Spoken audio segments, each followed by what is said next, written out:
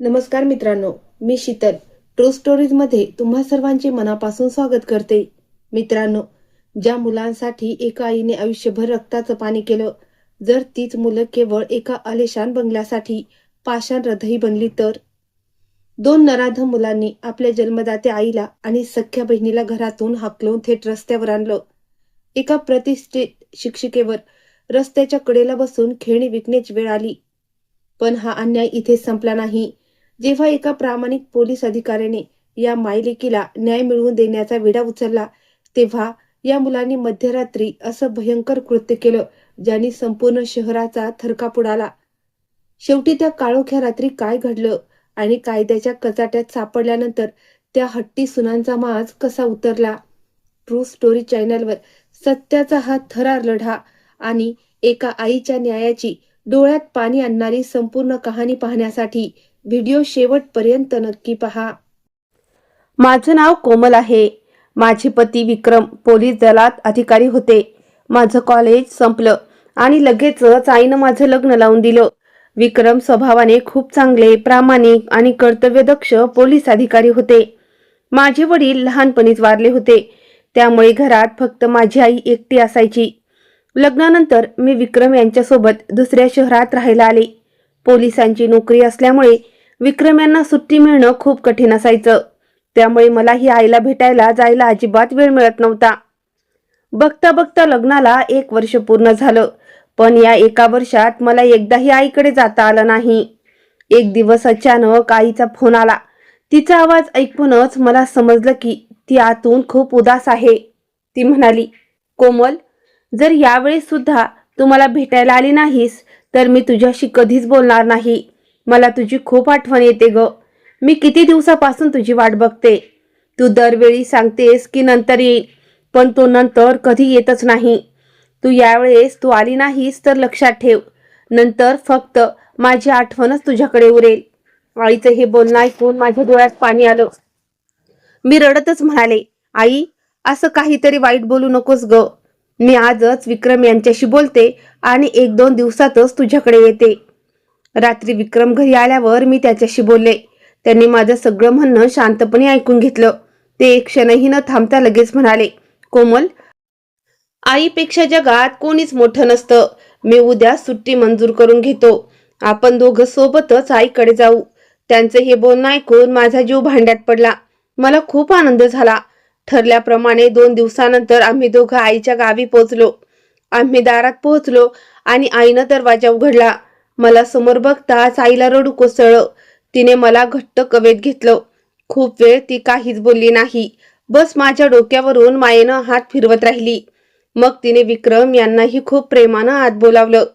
आईनं स्वतःच्या हाताने आमच्यासाठी स्वयंपाक केला. आम्हा दोघांना जे आवडतं ते सगळं तिनं अगदी आवडीनं बनवलं होतं. जेवताना ती सारखी विचारत होती, जेवण चांगलं झालंय ना ग? तुम्ही दोघं सुखात आहात ना? ते 2 दिवस माझ्यासाठी एखाद्या सणासारखे होते. आईजवळ बसून जुन्या गप्पा मारणं, बालपणीच्या आठवणींना उजाळा देणं, सगळं कसं खूप छान वाटत होतं. तिसऱ्या दिवशी मला घरासाठी काहीतरी सामान घ्यायचं होतं, म्हणून मी एकटी जवळच्या बाजारात गेले. बाजारात खूप गर्दी होती, पण प्रत्येक जण आपापली खरेदी करत होतं. कोणी भाज्या घेत होतं, कोणी कपडे, तर कोणी मुलांसाठी खेळणी. तेवढ्यात माझं लक्ष रस्त्याच्या कडेला बसलेल्या एका वृद्ध आजीकडे गेलं. त्यांच्या समोर एक छोटीशी टोपली ठेवली होती, ज्यामध्ये काही साधी स्वस्त खेळणी होती. त्या आजी खूप थकलेल्या दिसत होत्या. त्यांची साडी ठिकठिकाणी फाटलेली होती. पायात जुनी आणि झिजलेली चप्पल होती.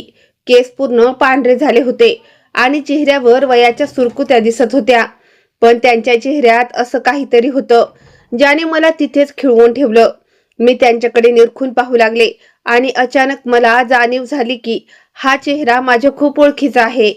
मी थोडी अजून जवळ गेले तसे माझ्या छातीची धडधड वाढली, कारण त्या आजी दुसऱ्या कोणी नसून माझ्या शाळेतल्या वर्गशिक्षिका सुमिता मॅडम होत्या. त्यांना या अवस्थेत पाहून मला धक्काच बसला. शाळेच्या दिवसात त्या नेहमी अगदी नीटनेटकी स्वच्छ साडी नेसून यायच्या. त्यांच्या चेहऱ्यावर नेहमी एक गोड हसू असायचं. अशा कडक आणि प्रेमळ मॅडमला रस्त्यावर असं बघून माझं मन हेलावून गेलं. त्या शाळेत असताना खूप कडक शिस्तीच्या होत्या, पण मनानं तितक्याच मायाळू होत्या.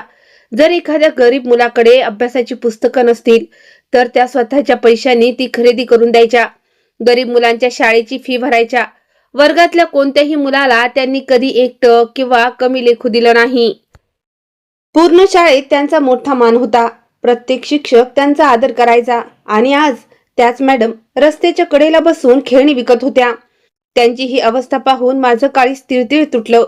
मी त्यांच्या जवळ जाणारच होते, तेवढ्यात त्यांनी मान खाली घालून दुसरीकडे पाहिलं, जसं की त्यांना कोणाशी नजर मिळवायची नव्हती. मला काय करावं काही सुचेनासं झालं. माझ्या हातात सामानाची पिशवी होती आणि डोक्यात हजारो प्रश्नांचं चक्र सुरू झालं होतं. एका सुशिक्षित आणि प्रतिष्ठित शिक्षिकेवर अशी वेळ कशी काय येऊ शकते? मी विचार केला की आधी घरी जाऊन विक्रम यांच्याशी बोलते, मग शांतपणे मॅडमला भेटायला येते. मी घरी परत आले, पण माझं मन अजिबात जागेवर नव्हतं. मला असं गप्प बघून आईनं विचारलं, काय ग पोरी, एवढी गप्प का आहेस? मी म्हटलं, काही नाही गाई, जरा डोकं दुखतंय. पण खरं सांगू तर माझ्या डोळ्यांसमोरून सुमती मॅडमचा तो चेहरा जातच नव्हता. रात्री विक्रम यांनी मला खूप उदास पाहिलं, तेव्हा त्यांनी विचारलं, कोमल काय झालंय, काही त्रास होतोय का? तेव्हा मी त्यांना बाजारात घडलेला तो सगळा प्रसंग सांगितला. आपल्या सुमती मॅडमला त्या अवस्थेत पाहून मला किती धक्का बसलाय हे मी त्यांना बोलून दाखवलं. विक्रम यांनी माझं सगळं म्हणणं शांतपणे ऐकून घेतलं. मग ते म्हणाले, तुझी खात्री आहे ना की त्या तुझ्याच वर्ग शिक्षिका होत्या? मी डोळ्यात पाणी आणून म्हणाले, हो, मला पूर्ण खात्री आहे. मी त्यांना कधीच विसरू शकत नाही. त्यांनी मला फक्त शिकवलं नाही तर जगण्याचा योग्य रस्ता दाखवला. आज मी जी काही शिकले सवरले आहे त्यात त्यांचा खूप मोठा वाटा आहे. विक्रम काही वेळ विचार करत राहिले आणि मग म्हणाले, जर असं असेल तर तू त्यांना नक्की भेटलं पाहिजेस. कदाचित त्या कोणत्या तरी मोठ्या संकटात असतील आणि त्यांना कोणाच्या तरी आधाराची गरज असेल. तू उद्या सकाळीच बाजारात जा आणि त्यांच्याशी बोल. त्यांना काय अडचण आहे ती प्रेमाने विचार. जर त्यांना काही मदत हवी असेल तर आपण दोघं मिळून ती नक्की करू. विक्रम यांचं हे बोलणं ऐकून माझ्या मनाला थोडी तसल्ली मिळाली. पण त्या रात्री मला अजिबात झोप आली नाही. मी रात्रभर याच विचारात होते की जी माणसं आयुष्यभर दुसऱ्यांना मदत करत आली त्यांना आज या परिस्थितीत आणून कोणी सोडलं असेल. शेवटी त्यांच्या आयुष्यात असं काय घडलं असेल की त्यांना रस्त्याच्या कडेला बसून खेळणी विकावी लागत आहे? त्यांचं या जगात कोणीच नव्हतं का? त्यांना मुलं बाळ नव्हती का?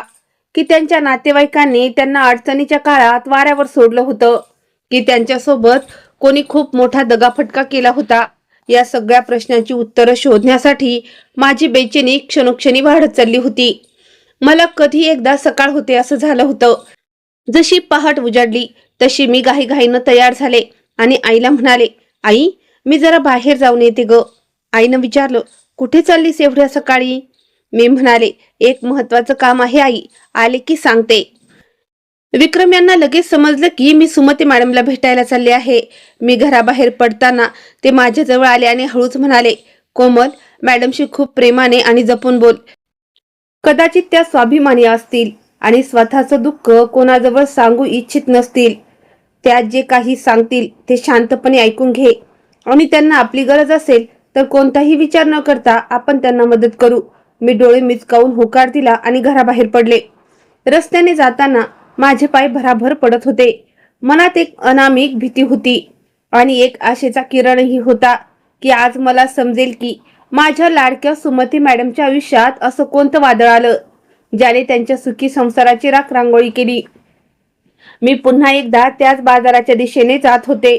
सकाळपासून माझ्या मनात एकच विचार चक्रावून येत होता की आज काहीही झालं तरी मी मॅडमशी बोलणारच आणि त्यांच्या त्या अवस्थेमागची खरी कहाणी जाणून घेणारच. रस्त्यावरून चालताना माझ्या डोक्यात प्रश्नांचं काहूर माजलं होतं. एवढ्या मोठ्या हुद्द्यावर राहिलेली, सगळ्यांना ज्ञान देणारी एक शिक्षिका आज या गरिबीच्या गर्ततेत कशी काय सापडली असेल?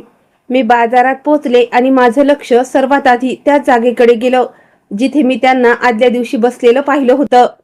त्या आज सुद्धा त्याच जागेवर शांतपणे बसल्या होत्या. त्यांच्या समोर तीच खेळण्याची छोटीशी टोपली ठेवली होती.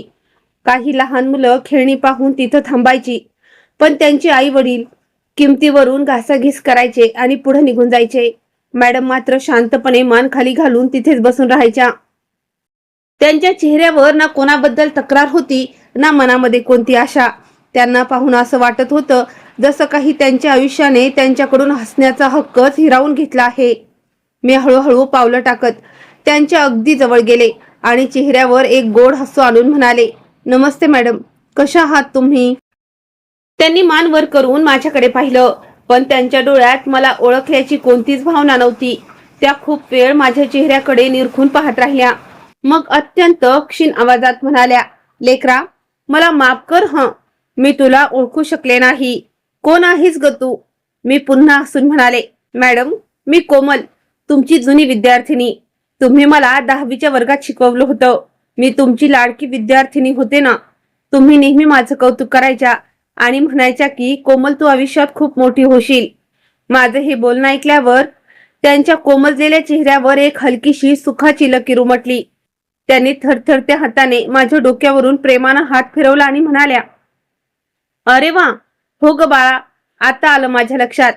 किती वेळ पटकन निघून जातो ना. तू तर किती बदलली आहेस. पूर्वी अगदी लहान मुलगी होतीस, आता किती मोठी झालीस. मग त्यांनी मायेने विचारलं, कशी आहेस बाळा, लग्न झालं का तुझं? मी म्हणाले, हो मॅडम, माझं लग्न झालंय. माझे पती पोलीस दलात अधिकारी आहेत. मी इथे माझ्या आईला भेटायला आले होते. काल अचानक तुम्हाला या अवस्थेत पाहिलं तर मला रात्रभर तुमचीच काळजी लागून राहिली होती. माझं हे बोलणं ऐकून त्यांनी फक्त एक निरुत्साही हसू दिलं, पण त्यांच्या डोळ्यात लपलेलं अथांग दुःख मला साफ दिसत होतं. मी पाहिलं की त्यांच्या समोर ठेवलेली खेळणी कोणीच विकत घेत नव्हतं. मी कोणतीही विचार न करता, क्षणाचाही विलंब न लावता त्यांची ती पूर्ण खेळण्याची टोपलीच विकत घेतली. त्या मला सारख्या आडवत म्हणाल्या, बाळा, एवढ्या खेळण्याचं तू करणार काय आहेस? मी म्हणाले, मॅडम, मी ही सगळी खेळणी बाहेरच्या गरीब मुलांमध्ये वाटून टाकेन, पण आज मला तुमची ही छोटीशी मदत करू द्या. त्यानंतर मी तिथे जवळ खेळत असलेल्या काही मुलांना हाक मारली आणि प्रत्येकाच्या हातात एक एक खेळणं दिलं. खेळणी हातात मिळताच त्या मुलांच्या चेहऱ्यावर जे हसू आलं ते पाहून माझ्या मनाला खूप समाधान मिळालं. आणि मुलांना आनंदी पाहून मॅडमच्या चेहऱ्यावरही बऱ्याच दिवसांनी एक खरंखुरं हसू उमटलं. कदाचित आज त्यांनाही मनातून खूप चांगलं वाटत होतं की त्यांच्या खेळण्यांमुळे कोणत्या तरी लहान मुलांच्या चेहऱ्यावर आनंद आलाय. मुलांना खेळणी वाटून झाल्यावर मी मॅडमला म्हणाले, मॅडम, चला आपण त्या समोरच्या चहाच्या गाड्यावर जाऊन बसूयात. इथे खूप ऊन लागतंय तुम्हाला. आधी तर त्या खूप नाही नाही म्हणत होत्या, पण मी त्यांचा हात धरला आणि प्रेमाने त्यांना उठवून चहाच्या दुकानापर्यंत घेऊन गेले. तिथे गेल्यावर मी त्यांच्यासाठी चहा आणि गरम नाश्ता मागवला. सुरुवातीला त्यांनी काहीही खाण्यास नकार दिला, पण मी हट्ट धरून म्हणाले, मॅडम, जर आज तुम्ही माझ्यासोबत काही खाल्लं नाही तर मला खूप वाईट वाटेल. माझा तो हट्ट पाहून त्यांनी शेवटी होकार दिला आणि हळूहळू चहा पिण्यास सुरुवात केली. मी त्यांच्या अगदी समोर बसले होते. काही क्षणासाठी आम्हा दोघांमध्ये एक शांतता पसरली होती. शेवटी मी मनातील भीती बाजूला ठेवली, थोडी हिंमत केली आणि विचारलं, मॅडम, जर तुम्हाला वाईट वाटणार नसेल तर मी एक गोष्ट विचारू का? त्यांनी शांतपणे माझ्याकडे पाहिलं आणि म्हणाल्या, विचार की बाळा.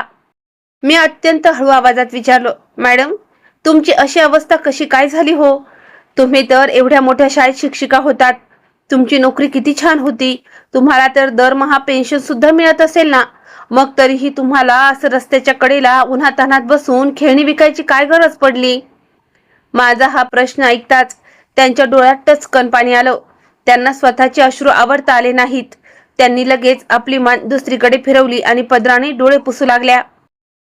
त्यांची ही अवस्था पाहून मला मनोमन समजलं की माझ्या एका प्रश्नाने त्यांच्या काळजावरचे जुने आणि अत्यंत दुःखाचे घाव पुन्हा ताजे झाले आहेत. मी लगेचच त्यांचा हात आपल्या हातात घेतला आणि म्हणाले, मॅडम, जर तुम्हाला याबद्दल काही सांगायचं नसेल तर राहू द्या, काही हरकत नाही. पण जर तुम्हाला तुमच्या मनाचं ओझं हलकं करायचं असेल तर मी तुमच्या मुलीसारखी आहे. तुम्ही मला सांगू शकता. माझं हे बोलणं ऐकलं आणि मॅडमचा बाण फुटला. त्या ढसढसा रडू लागल्या. खूप वेळपर्यंत त्यांच्या डोळ्यातून अश्रू वाहत होते. मग त्यांनी आपल्या थरथरत्या आवाजात सांगायला सुरुवात केली, लेकरा, माझी पेन्शन आजही मला मिळते ग. माझं स्वतःचं खूप मोठं घर सुद्धा आहे. इतकं मोठं घर की त्यात कितीतरी कुटुंब आरामात राहू शकतील. पण आज त्या घरात माझा कोणताही हक्क उरलेला नाही, कारण माझ्या स्वतःच्या पोटच्या मुलांनीच मला माझ्या हक्काच्या घरात परक करून टाकलं. त्यांनी डोळे पुसत पुढे सांगायला सुरुवात केली. त्यांनी खूप चालाकीनं माझ्या सह्या घेतल्या आणि ते अख्खं घर आपल्या नावावर करून घेतलं. त्यावेळेस ते मला म्हणाले होते की आई, हे काही सरकारी कागदपत्र आहेत, त्यावर फक्त तुझी सही हवी आहे.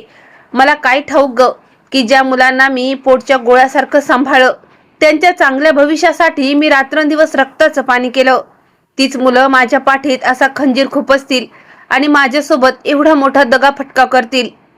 मॅडम पुढे म्हणाल्या, आज ती दोघंही आपल्या बायकांसोबत त्याच घरात अगदी ऐशोआरामात राहतात आणि मला आणि माझ्या मुलीला दिव्याला त्यांनी घराच्या एका कोपऱ्यातल्या अत्यंत छोट्या खोलीत टाकून दिलंय. त्या खोलीत ना धड हवा येते ना उजेड. उन्हाळ्याच्या दिवसात तर तिथे साधी घटकाभर बसणंही मुश्किल होऊन जातं. खोलीत साधा एक फॅन सुद्धा त्यांनी लावून दिला नाहीये पोरी. त्यांनी आमच्या जगण्याला एखाद्या तुरुंगापेक्षाही वाईट करून टाकलंय. मॅडमने गळ्यात दाटून आलेला हुंदका आवरत पुढे सांगितलं, माझी मुलगी दिव्या खूप शिकलेली आणि समजूतदार आहे ग, पण या घरच्या सुनांनी तिला घराची नोकरानी करून टाकलंय. सकाळी सगळ्यात आधी ती उठते, पूर्ण घराचा झाडू पोचा करते, सगळ्यांसाठी स्वयंपाक बनवते, खरकटी भांडी घासते, कपडे धुते. एवढं सगळं करूनही जर एखाद्या कामात थोडी जरी उणीव राहिली तर माझ्या दोन्ही सुना तिला अदत्वद बोलतात, टोमणे मारतात आणि माझी पोटची मुलंही तिला मारहाण करतात. प्रत्येक गोष्टीवरून तिचा अपमान करतात. ती बिचारी हो की चू न करता सगळं मुकाट्याने सहन करते, फक्त आणि फक्त माझ्यासाठी. कारण तिच्या मनात एकच भीती आहे की जर ती घर सोडून निघून गेली तर या म्हाताऱ्या आईला कोण सांभाळेल, ती एकटी पडेल. एवढंच नाही लेकरा, त्यांनी माझ्या बँकेच्या खात्यावरही कब्जा केलाय. माझ्या जबरदस्ती सह्या घेऊन त्यांनी माझं ATM कार्ड स्वतःकडे ठेवून घेतलंय. दर महिन्याला जी काही पेन्शन जमा होते ती सगळी मुलं स्वतः काढून घेतात. माझ्या हातात 1 रुपया सुद्धा ठेवत नाहीत. कधी मला आजारपणासाठी औषध आणायचे असतील तरी त्यांच्या समोर 10 वेळा हात पसरावा लागतो आणि त्या बदल्यात 100 वाईट शब्द ऐकावे लागतात. एक दिवस मी मुलांना म्हटलं, बाबांनो, मला थोडे पैसे द्या ना, माझी औषधं संपली आहेत. तर ती नराधम हसून म्हणाली, आई, तुला पैशाची काय गरज आहे, तू तर घरात बसून आरामच करतेस ना. त्यानंतर काही दिवसांनी तर ती मला म्हणाली, आई, तू घरात दिवसभर अशीच बसून राहतेस, तुला कंटाळा नाही का येत? यापेक्षा तू बाहेर जाऊन मुलांची खेळणी विकत जा की, तुझा वेळही जाईल आणि 4 पैसेही मिळतील. मला भोळ्या आशेने वाटलं की कदाचित त्यांना माझी काळजी वाटते म्हणून ते असं सांगतायत, पण मी किती चुकीचे होते लेकरा. आज मी रोज सकाळी ही खेळण्यांची टोपली घेऊन बाजारात येते, दिवसभर या कडक उन्हात बसते. दिवसभरात जे काही थोडेफार पैसे मिळतात ते संध्याकाळी घरी गेल्यावर ती मुलं माझ्याकडून हिसकावून घेतात. कधी हक्काने एकदा 10-20 रुपयांची नोट स्वतःजवळ ठेवण्याचा प्रयत्न केला तर मला चोर ठरवतात, खूप शिवीगाळ करतात. प्रत्येक वेळा तर रागाच्या भरात मला रात्रीचं जेवणही देत नाहीत पोरी. मी एक आई आहे ग, म्हणून आजही माझ्या तोंडून त्यांच्यासाठी कधी वाईट शब्द निघत नाहीत. मी त्यांना कधी शाप देऊ शकत नाही. मॅडम डोळे पुसत पुढे म्हणाल्या, मी दिवस रात्रभर हाच विचार करते की मी माझ्या संस्कारांमध्ये अशी कोणती उणीव राहिली की माझी स्वतःची मुलं एवढी पाषाण हृदयी निघाली. त्यांचं हे बोलणं ऐकून माझ्याही डोळ्यात घळाघळा अश्रू वाहू लागले. माझं मन सुन्न झालं होतं. ज्या मुलांसाठी एक आई आपलं अख्खं आयुष्य पणाला लावते, रक्ताचं पाणी करते, तीच मुलं मोठी झाल्यावर आपल्या जन्मदात्या आईसोबत असं अमानुष वागू शकतात. माझ्या स्वतःच्या कानांवर विश्वास बसत नव्हता. मी मॅडमकडे पाहिलं. त्यांचा पूर्ण चेहरा अश्रूने भिजला होता, पण तरीही स्वतःच्या मुलांबद्दल वाईट बोलताना त्या वारंवार थांबत होत्या, जसं की त्यांच्या मनात आज सुद्धा तो आईचा जिव्हाळा आणि प्रेम जिवंत होतं. आता मात्र माझा संयम सुटला. मी स्वतःला रोखू शकले नाही. मी त्यांचा थरथरणारा हात आपल्या हातात घेतला आणि ठामपणे म्हणाले, मॅडम, आता तुम्ही स्वतःला अजिबात एकटं समजू नका. मी तुमच्या मुलीसारखी आहे आणि माझे पती एक प्रामाणिक पोलीस अधिकारी आहेत. मी तुम्हाला शब्द देते, तुमच्यासोबत जे काही वाईट झालंय ना त्याचा हिशोब नक्की होणार. आता यापुढे तुम्हाला आणि दिव्या दिदीला कोणीही असा त्रास देऊ शकणार नाही. माझं हे बोलणं ऐकून त्यांनी माझ्याकडे पाहिलं. इतक्या वर्षात पहिल्यांदाच त्यांच्या डोळ्यात आशेचा एक लहानसा किरण चमकला, पण तरीही त्यांच्या मनात एक भीती होती. कदाचित त्यांचा स्वतःच्या नशिबावर विश्वास बसत नव्हता की त्यांचं आयुष्य खरोखर बदलू शकतं. कारण गेल्या कित्येक वर्षापासून त्यांनी फक्त आणि फक्त अथांग दुःख सोसलं होतं. मी सुमती मॅडमला धीर देत म्हणाले, मॅडम, आता घाबरायची काहीच गरज नाही. तुम्ही आजच माझ्यासोबत चला आणि माझ्या घरी राहा. मी तुम्हाला या परिस्थितीत इथे रस्त्यावर अजिबात सोडू शकत नाही आणि मी तुम्हाला वचन देते, तुमच्या नराधम मुलांना त्यांच्या कर्माची शिक्षा मी नक्कीच मिळवून देईन. पण माझं हे बोलणं ऐकताच त्यांनी तात्काळ नकारार्थी मान हलवली आणि रडत म्हणाल्या, नाही लेकरा, मी तुझ्यासोबत नाही येऊ शकत. माझी खूप मोठी अडचण आहे ग. तुला माहित नाही, जर मी इथून निघून गेले किंवा मी पोलिसात तक्रार केली तर माझी मुलं माझ्या दिव्याला जिवंत सोडणार नाहीत. त्यांनी मला स्पष्ट शब्दात धमकी दिली आहे की जर मी माझी पेन्शन स्वतः घेण्याचा प्रयत्न केला किंवा पोलिसांकडे गेले. मॅडमनी डोळे पुसत पुढे सांगितलं, मुलांनी मला स्पष्ट सांगितलंय की जर मी कुणाला घरातली सत्य परिस्थिती सांगितली किंवा कुठं पळून जाण्याचा प्रयत्न केला तर ते सगळ्यात आधी माझ्या दिव्याला जीवे मारतील. लेकरा, मी माझ्या डोळ्यात देखत माझ्या मुलीचा बळी जाताना नाही बघू शकत ग. तीच तर माझ्या जगण्याची शेवटची आशा आहे. तिच्यासाठी मी आजपर्यंत हे सगळं मुखपणे सोसत आले. मी त्यांना समजवण्याचा खूप प्रयत्न केला, पण त्या सतत रडत होत्या आणि एकच गोष्ट पुन्हा पुन्हा सांगत होत्या, माझी मुलं आता मुलं राहिलेली नाहीत ग. ती फक्त पैशाची गुलाम झालेत. त्यांना कोणत्याच नात्याची किंमत उरलेली नाही. जी मुलं स्वतःच्या सख्ख्या लहान बहिणीला जीवे मारण्याची धमकी देऊ शकतात, ती कोणासोबत काय करतील याचा नेम नाही. मॅडम मनातून किती प्रचंड घाबरलेले आहेत हे मला पुरतं समजलेलं होतं. मी त्यांचा हात हातात घेतला आणि म्हणाले, ठीक आहे मॅडम, तुम्ही आता लगेच माझ्यासोबत नका चालू. पण एक गोष्ट कायम लक्षात ठेवा, आता तुम्ही एकट्या नाही आहात. मी आणि विक्रम तुमच्या पाठीशी आहोत आणि आम्ही दिव्या दिदीला धोका निर्माण होईल असं कोणतंही पाऊल घाईगडबडीत उचलणार नाही. तुम्ही फक्त मनात धीर ठेवा. मी माझ्या पर्समधून काही पैसे काढले आणि त्यांच्या हातावर ठेवू लागले. आधी तर त्या नाही म्हणू लागल्या, पण मी हट्टानं म्हणाले, हे पैसे तुमच्या मुलीकडून आहेत असं समजून ठेवून घ्या, यात कोणताही उपकार नाहीये. तेव्हा त्यांनी थरथरत्या हाताने ते पैसे आपल्याकडे ठेवले. त्यांच्या डोळ्यात पुन्हा पाणी आलं. त्यांनी माझ्या डोक्यावर हात ठेवला आणि म्हणाल्या, देव तुला नेहमी सुखात ठेवो बाळा. तुझ्यासारखी मुलगी प्रत्येक आईला मिळो. मी त्यांचा निरोप घेतला आणि तडक घरी पोहोचले. विक्रम माझीच वाट पाहत होते. माझा उतरलेला चेहरा बघूनच त्यांना कळून चुकलं की परिस्थिती खूप गंभीर आहे. त्यांनी मला आधी पाणी प्यायला दिलं आणि शांतपणे बसवून काय झालं ते विचारलं. मी सुमती मॅडमनी सांगितलेली न सांगितलेली सगळी हकीकत विक्रम यांना बोलून दाखवली. त्यांच्या मुलींनी कसं घर स्वतःच्या नावावर केलं, त्यांच्या पेन्शनवर कसा डल्ला मारला, दिव्या दिदीला घरात नोकरासारखं कसं वागवतात आणि जरा जरी काही बोललं तरी दोघींना जीवे मारण्याची धमकी कशी देतात, हे सगळं मी त्यांना सांगितलं. माझं बोलणं ऐकता ऐकता विक्रम यांचे हात रागाने शिवशिवू लागले. त्यांच्या मुठी घट्ट आवळल्या गेल्या. त्यांच्या डोळ्यातला राग साफ दिसत होता, पण त्यांनी स्वतःवर ताबा ठेवला, कारण त्यांना माहित होतं की नुसत्या रागाने हा प्रश्न सुटणार नाही.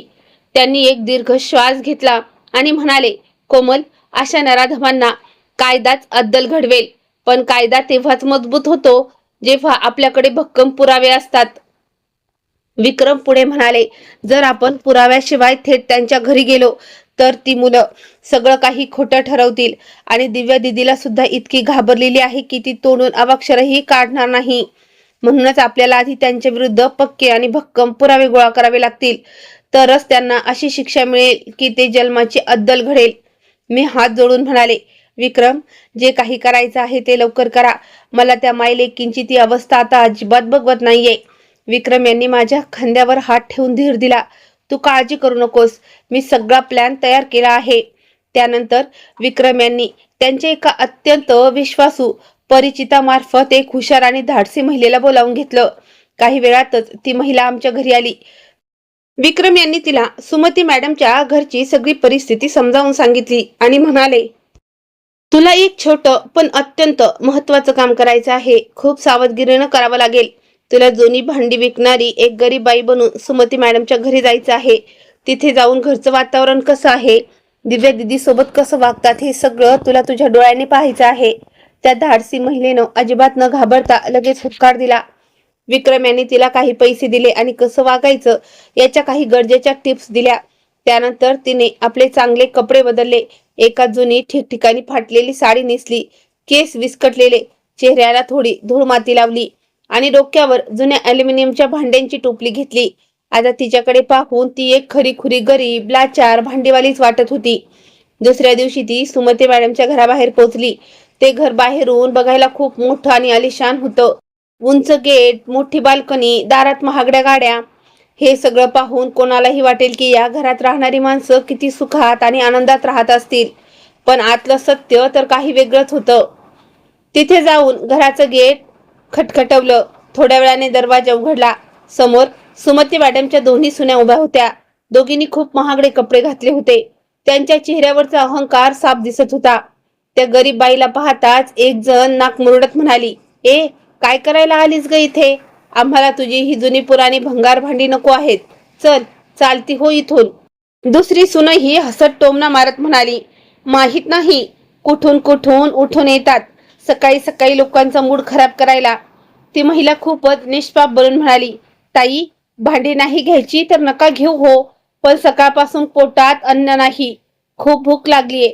जर थोडं काही खायला मिळालं तर देव तुमचं भलं करेल. तिचं ते बोलणं ऐकून त्या दोन्ही सुना एकमेकींकडे बघून कुत्सितपणे हसल्या. मग मोठ्या सुनेनं घरात तोंड करून जोरात हाक मारली, दिव्या, ए दिव्या, कुठे मरून पडलीयस? लवकर बाहेर ये इकडे. तेवढ्यात आतून एक हडकुळी अशक्त मुलगी भीत बाहेर आली. तिच्या चेहऱ्यावर प्रचंड उदासी होती. डोळ्यांखाली काळी वर्तुळे पडली होती, जसं काही ती कित्येक रात्रीपासून धड झोपलीच नव्हती. मोठी सून रागाने डाफरली, जा स्वयंपाकघरात उरलेलं कालचं शिळ पडलेलं अन्न घेऊन ये. ते उचल आणि या भिकारडीला देऊन टाक, म्हणजे एकदाची इथून निघून जाईल. दिव्या दिदीने अत्यंत कातर आवाजात जी वहिनी म्हटलं आणि ती अवक्षरही न बोलता स्वयंपाकघरात गेली. थोड्या वेळाने ती एका जुन्या चकाकी केलेल्या ताटात रात्रीचं उरलेलं शिळ अन्न घेऊन बाहेर आली. तिने अत्यंत मायेनं ते ताट त्या भांडेवाली बाई समोर ठेवलं.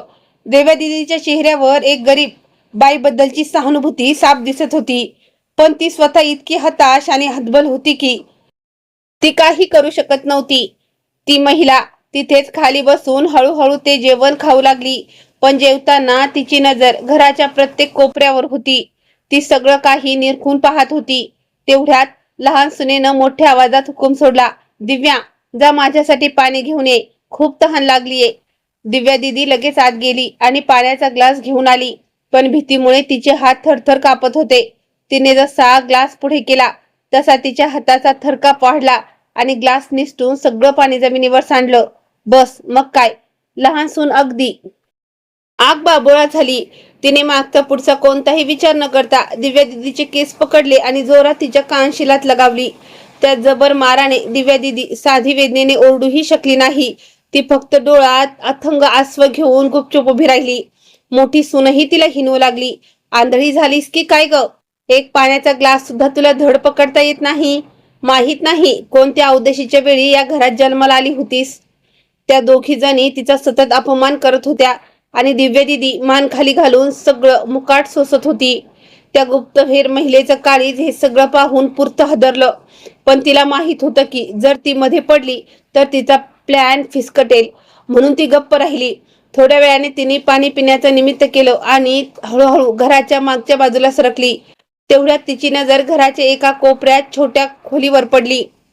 ती खोली बाकीच्या आलिशान बंगल्यापेक्षा पूर्ण वेगळी होती.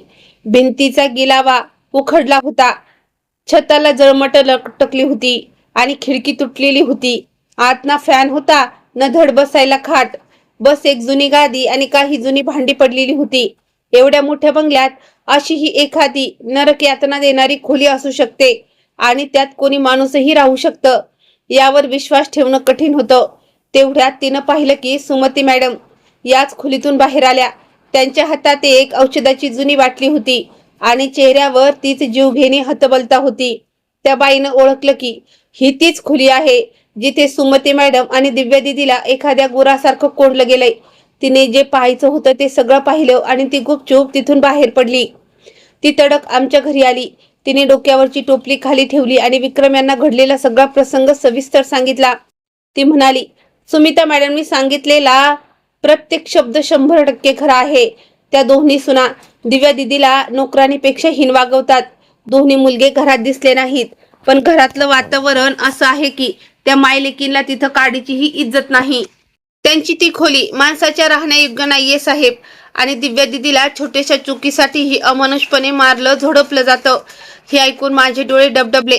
दुसरीकडे विक्रम यांचा चेहरा रागाने लालबुंद झाला होता, पण त्यावेळेस त्यांच्या डोळ्यात केवळ राग नव्हता, तर एक दृढ निश्चय होता. कारण त्या नराधम मुलांविरुद्ध आता पहिल्यांदाच आमच्याकडे भक्कम आणि पक्के पुरावे गोळा झाले होते. दुसऱ्या दिवशी पुन्हा सकाळी मी लवकर उठले आणि थेट सुमती मॅडमला भेटायला निघाले. रस्त्याने जाताना माझ्या मनात एक विचार येत होता की आता अजिबात उशीर करून चालणार नाही. जितका उशीर होईल तितका दिव्या दिदीच्या जीवाला धोका वाढत जाईल. मी बाजारात पोहोचले तेव्हा मॅडम नेहमीप्रमाणे त्याच जागेवर बसलेल्या होत्या. त्यांच्या समोर तीच खेळण्यांची टोपली होती, पण आज त्यांचा चेहरा अधिकच कोमजलेला आणि उदास दिसत होता, जसं काही त्या रात्रभर डोळ्यांची पापणीही मिटू शकल्या नव्हत्या. मी त्यांच्या शेजारी जाऊन बसले आणि हळूच म्हणाले, नमस्ते मॅडम, कशा आहात? त्यांनी माझ्याकडे पाहिलं आणि चेहऱ्यावरचं एक खोटं हसू आणण्याचा प्रयत्न केला, पण त्यांच्या डोळ्यातलं दुःख लपत नव्हतं. मी वेळ वाया न घालवता थेट म्हणाले, मॅडम, आज तुम्हाला माझ्यासोबत यावंच लागेल. आता इथं थांबण्यात काहीच अर्थ नाही. त्यांनी तात्काळ घाबरून आजूबाजूला पाहिलं आणि अगदी हळू आवाजात म्हणाल्या, बाळा, मी तुला कालही समजावलं होतं ना गं, मी तुझ्यासोबत नाही येऊ शकत. जर माझ्या मुलांना कळलं की मी कुठेतरी गेले आहे तर ते माझ्या दिव्याला जिवंत सोडणार नाहीत. ती लोक पैशासाठी कोणत्याही थराला जाऊ शकतात. मी माझ्या पोरीचा जीव धोक्यात नाही टाकू शकत लेकरा. मी त्यांचा हात आपल्या हातात घेतला आणि खूप मायेनं म्हणाले, मॅडम, जर तुम्ही खरोखरच तुमच्या मुलीचा जीव वाचवायचा असेल तर आज तुम्हाला माझ्यासोबत यावंच लागेल. मी कोणताही विचार न करता हे पाऊल उचलत नाहीये. माझे पती विक्रम एक प्रामाणिक पोलीस अधिकारी आहेत.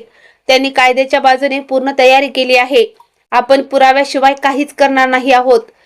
जर तुम्ही आज अशीच भीतीपोटी मागे हटलात तर ते लोक आयुष्यभर तुम्हाला असंच घाबरवून आणि दाबून ठेवतील. पण जर आज तुम्ही माझं ते बोलणं ऐकून सुमती मॅडमच्या डोळ्यात सतत अश्रू वाहत होते. कदाचित त्यांच्या मनात आणि बुद्धीमध्ये एक मोठं युद्ध सुरू होतं. अखेर काही वेळ विचार केल्यानंतर त्यांनी देवाचं नाव घेतलं आणि हुंदका दाबत म्हणाल्या, ठीक आहे बाळा, मी तुझ्यासोबत यायला तयार आहे. आता माझा तुझ्यावर पूर्ण विश्वास आहे.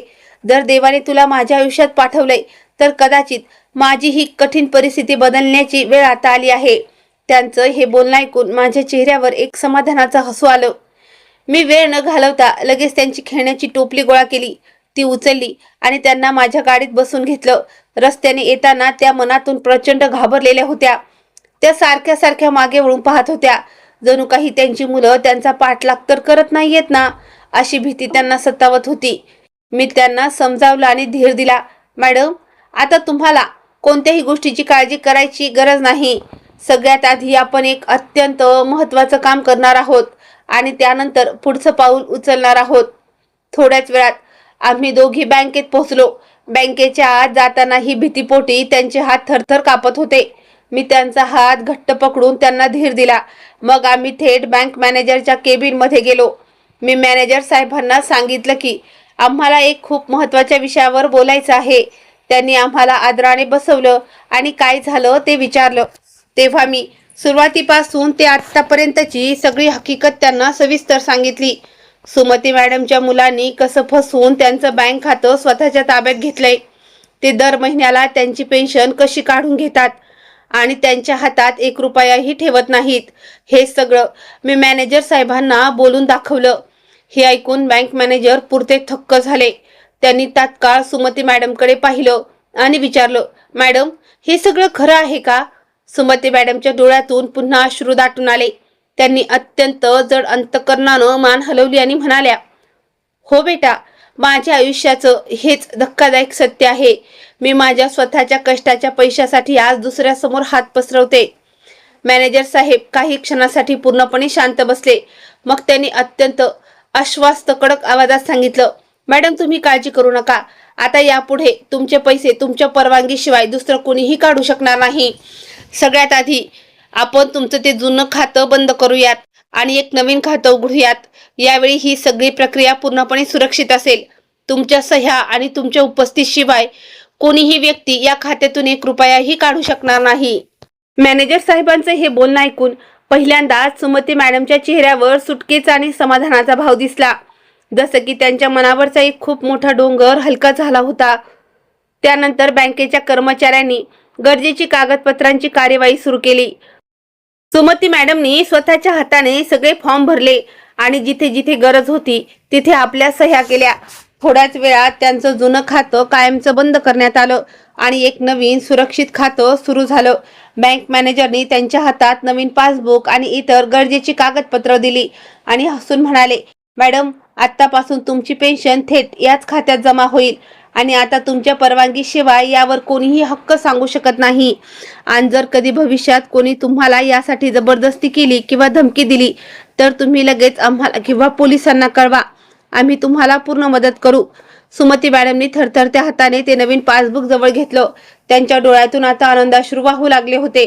त्या गदगदून म्हणाल्या, बेटा, आज कित्येक वर्षानंतर मला असं वाटतंय की माझी स्वतःची कमाई खरोखर माझी झालीये.